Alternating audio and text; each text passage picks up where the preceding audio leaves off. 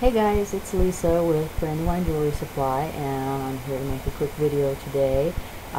What I wanted to talk to you guys about is a big problem that a lot of people have with wire and with their tools, and that is that they leave tool marks on the wire when they are trying to create something. And you know, there are a lot of ways to deal with the tool marks. One of them is just to not hold your tools quite so tight, but sometimes it's just about impossible to not get some sort of a mark on the wire.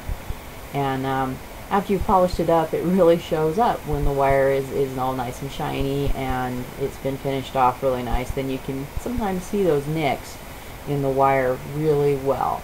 So there are several ways that you can deal with that, and one of the biggest ones is, or one of the first ones, is that when I get a set of pliers, a new set of pliers, and you can see this is just a set of needle nose pliers, and you know, they're pliers that I use often. You can kind of tell that the handles are well used.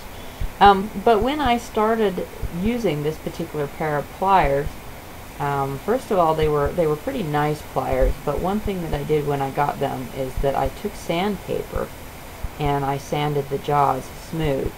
And I don't care how nice the tool is, unless it's been gone over and sanded and really smoothed really well at the factory, and they never do this. It will have little marks from its creation, from when they forged it and, you know, ground the jaws and that.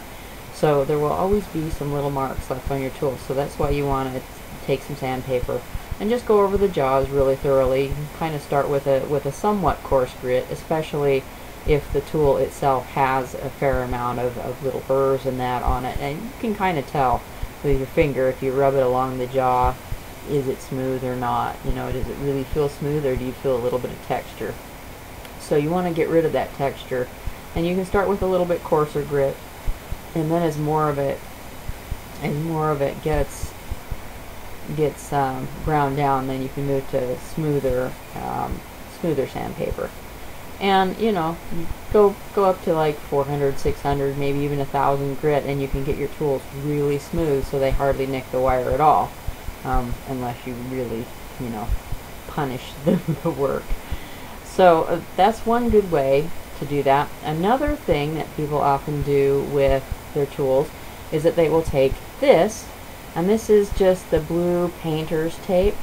Now you can use masking tape if you don't have any of this, because this you know, is a few dollars. You can usually get it at the paint section at Walmart or Lowe's or any kind of those like home improvement clubs, I guess is what you would call them. So, but you can see that the blue tape is just, you know, it's a lot like masking tape. But sometimes people prefer this to masking tape because it doesn't stick to the tools quite as much. So if you put it on your tools to use it and then decide you want to take it off, it doesn't leave a lot of sticky stuff on the tools. So that's another good option. And one of the other options that I wanted to talk to you about was these.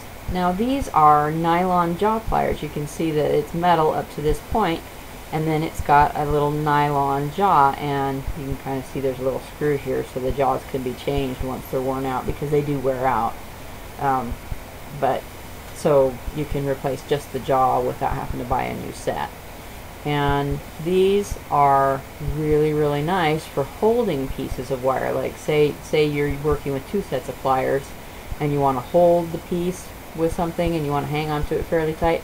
The nylon does not nick the wire. So that's another great option. Now there's also another option that I don't actually have any of to show you, but there is a dip that you can dip your tools in. It's kind of like a rubbery substance.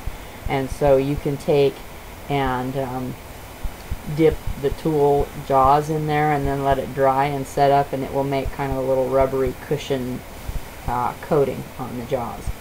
And so that's another good solution. I'm not really sure how well that works. I know that after a while it will peel off, so you end up having to dip the tools multiple times, and I always kind of hate having to dip something and wait for it, so I kind of prefer the tape myself, because you can put it right on and take it right off, and your tools aren't tied up for a while waiting for stuff to dry. So Anyway, that's about it for how to stop from nicking your wire, and I will talk to you again soon, and thanks for listening.